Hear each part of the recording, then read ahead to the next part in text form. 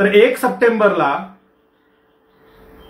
काँग्रेसचे राष्ट्रीय अध्यक्ष असलेल्या खरगेंना वंचित बहुजन आघाडीने अधिकृत पत्र लिहून सांगितलं की होय, आम्हाला इंडिया आघाडीचा घटक पक्ष व्हायचा आहे, आम्हाला त्यात सहभागी व्हायचं आहे, भाजपला रोखण्यासाठी आम्ही तुमच्यासोबत यायला तयार आहोत.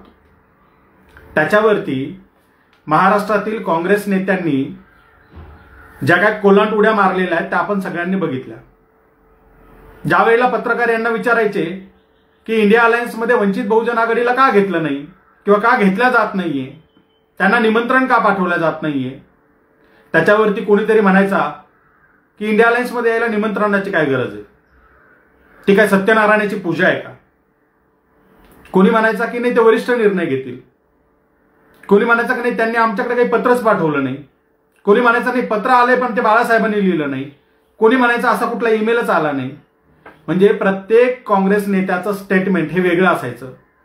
या कोलांट उड्या, या माकड उड्या यांना का माराव्या वाटत होत्या, का माराव्या लागत होता, यांचा इरादा नेक नव्हता. यांना वंचित बहुजन आघाडीला कुठल्याही प्रकारे इंडिया अलायन्समध्ये येऊ द्यायचं नव्हतं, हे स्पष्ट दिसत होतं. त्याच्यामुळे यांच्या या सगळ्या माकड उड्या सुरू होत्या. एकाही काँग्रेस नेत्याने सेन्सिबल उत्तर आज तक दिलेलं नाहीये की इंडिया अलायन्समध्ये वंचित बहुजन आघाडीचा समावेश का नाही.